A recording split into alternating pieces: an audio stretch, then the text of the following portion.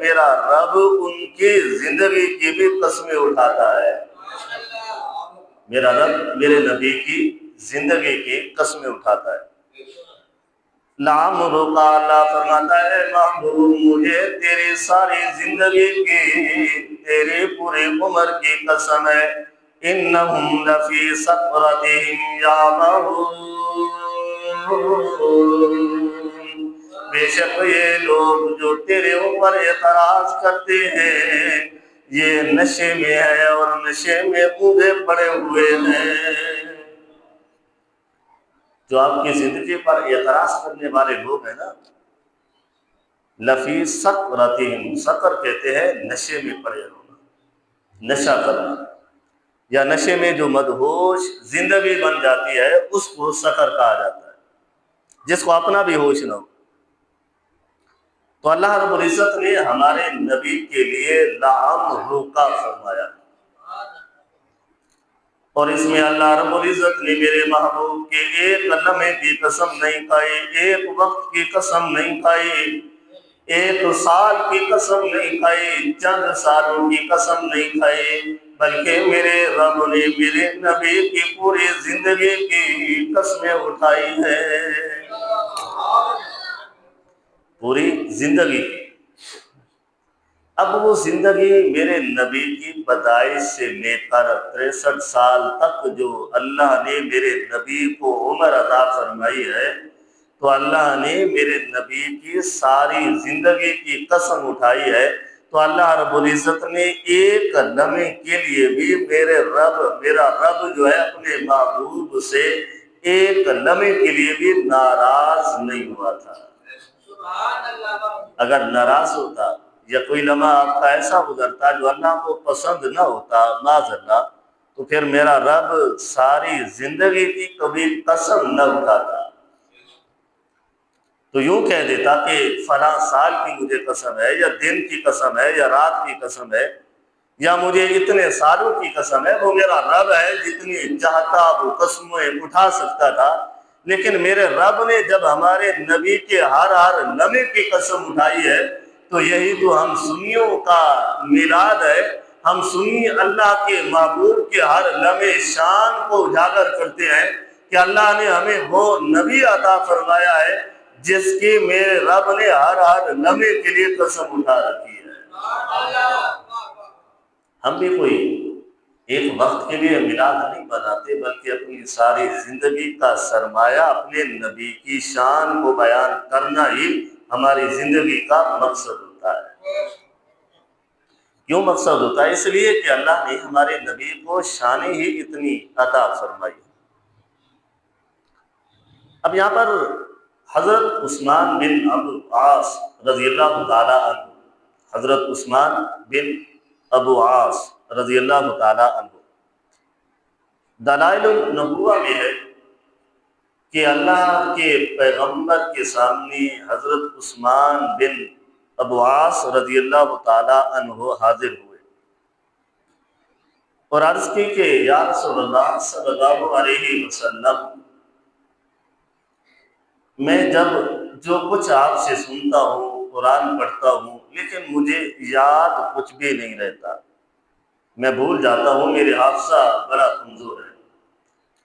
یہ حضرت عثمان غنی رضی اللہ تعالیٰ عنہ کی بات نہیں ہو رہی، یہ دوسرے کوئی صحابی ہیں جن کا نام حضرت عثمان بن ابو عاص رضی اللہ تعالیٰ عنہ ہے. تو جب حضور صلی اللہ علیہ وسلم کی خدمت میں حاضر ہوئے تو حضور صلی اللہ علیہ وسلم نے فرمایا ادنو فی بعثمان، اے عثمان ذرا میرے قریب آ جاؤ. جب حضرت عثمان غنی رضی اللہ تعالیٰ عنہ نے حافظے کی شکایت کی،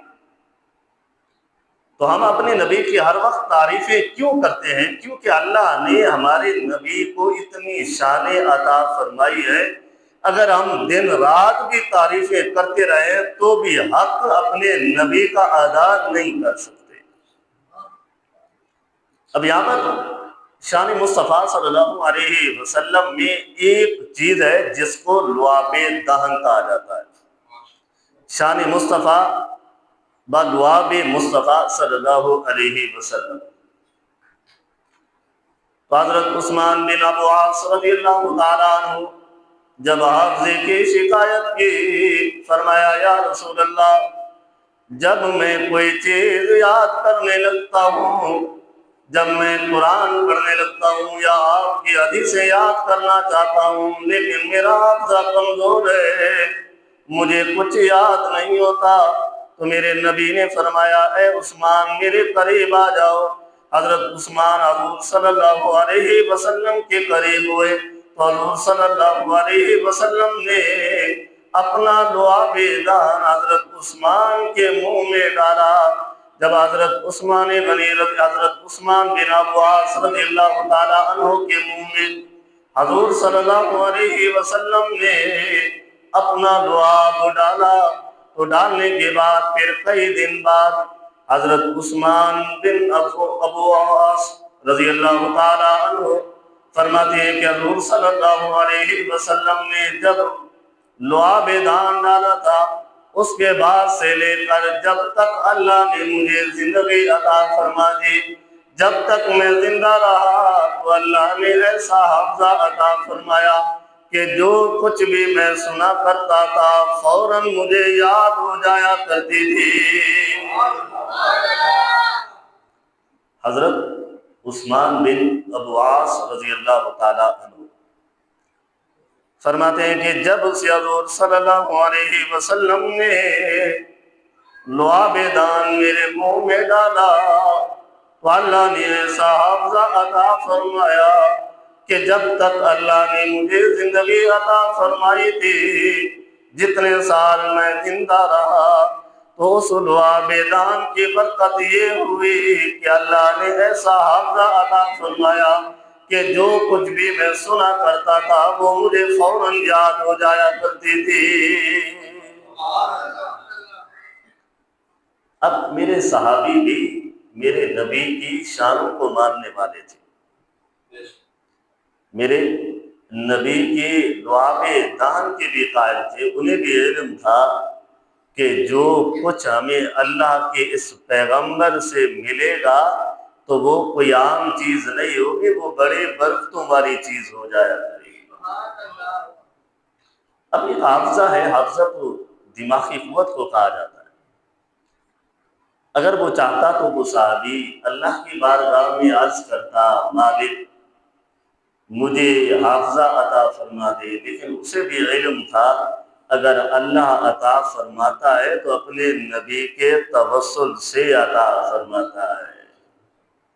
اللہ کا پیغمبر جو ہے یہ جو کچھ بھی عطا فرمائے اللہ کے حکم سے عطا فرماتا ہے، اور اللہ بھی محبوب مصطفیٰ صلی اللہ علیہ وسلم کے وسیلے سے عطا فرماتا ہے۔ یہ ہے لعاب دان۔ آپ صلی اللہ علیہ وسلم